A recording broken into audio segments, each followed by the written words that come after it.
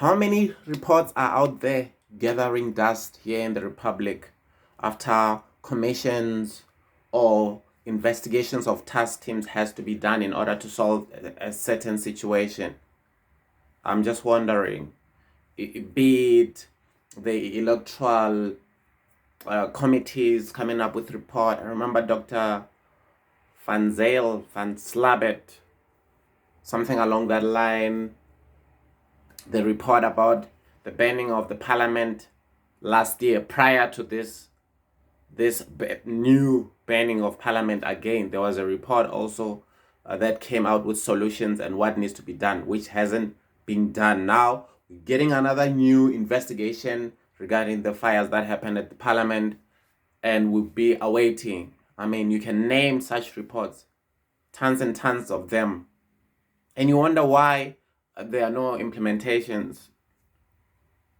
Bheki Cele, our minister of police, goes to parliament and start whining about how Julius Malema had met the commissioner of our police, right, in order to plot to topple Bheki Cele from being the minister of police. So many questions comes to mind. Okay, one, exactly how would Julius Malema do that? Is he going to whisper into President Cyril Ramaphosa's ear, and then magically President Cyril Ramaphosa then would get rid of Bheki Cele as the Minister of Police? Number two, we're having a whole lot of challenges in terms of security in our country. The report came back about the fires of July, last year's July's burnings in KZN and in other parts here in Johannesburg during that unrest, okay, which stated that the cabinet is at fault. Obviously, our laws, there's no way we could get rid of our cabinet and probably have a new one being appointed. The only person who does that is the president.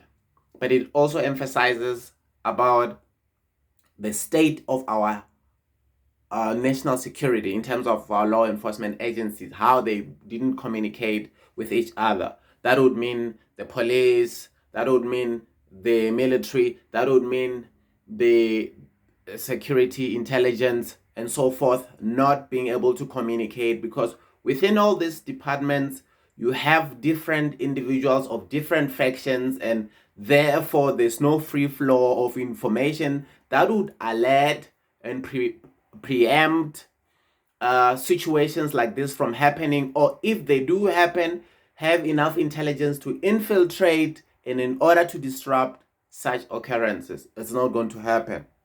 Now, the spokesperson of the SAPS, I think it's Vishnaidu, just stated that yes, there was a meeting in 2020 December where the EFF president Julius Malema met with Commissioner Sitole, okay, after the deputy minister, I suppose that would be the deputy minister of the police, suggested that that should happen.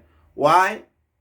Because they stated that there are security threats against Julius Malema, which they had to then discuss, and then a feedback then was made regarding the meeting and I guess the whole security arrangements.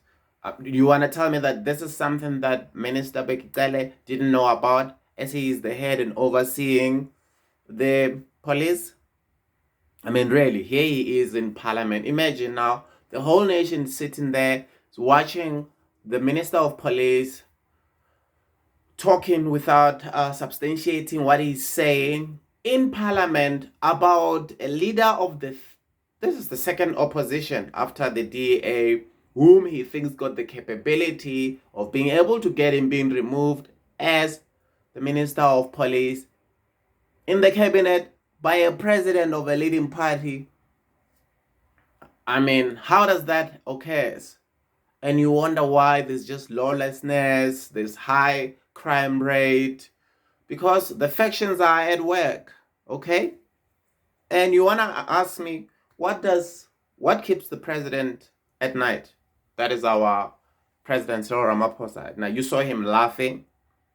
He laughed when they asked him a question, and some of the journalists laughed with him. After he started speaking about crime and unemployment as things that are keeping him up at night, he laughed, and eventually Minister Gungubele, the so-called James Bond of our government, who is in the presidency, the minister in the presidency, also has taken a task of being responsible for our state security.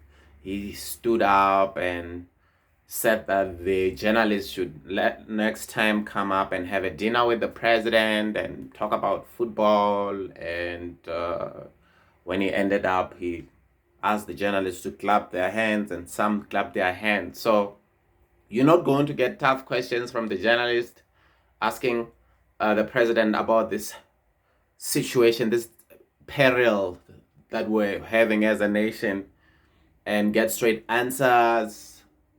He also said that, hey, he started joking about how some people would want him to be a dictator, and some would want him to be a peasant who would then take his time and consult with everyone before taking decision, and that it's not going to be pleased with his stance and so forth. So we are at this state in our country where there's no leadership, there's no one standing up against crime or coming up with just basic statement of saying, this is what I'm going to do. Remember, he said that the next 100 days, this is what I'm going to be doing. Those 100 days that we always hear about.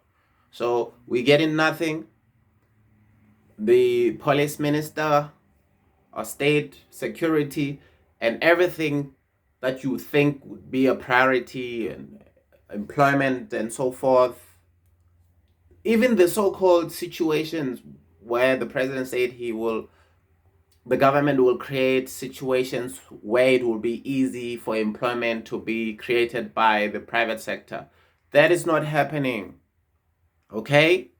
The lockdown, the small businesses and the medium businesses didn't get enough money. In fact, the money that they were allocated to them for a relief after the lockdown, it's not even the same amount of money which the small medium businesses makes in terms of profit. Okay, so if the small and medium business industries make, just an example, are making 40 billion profit a year, our government didn't give them 40 billion for them to try to come back. Okay, let alone say 80 billion in order to pay the employees at the time when other companies obviously have now no longer operating and so forth. So we're basically at a mess. Okay, and this is what you're seeing displaying on our TV screen, on our devices, because this is just the situation. We're watching an ANC government factional fights each and every single day on our television at the expense of the nation. All right, so that's just my take. My name is Mamuji, and thanks for watching the Mamuji Show. I'm out.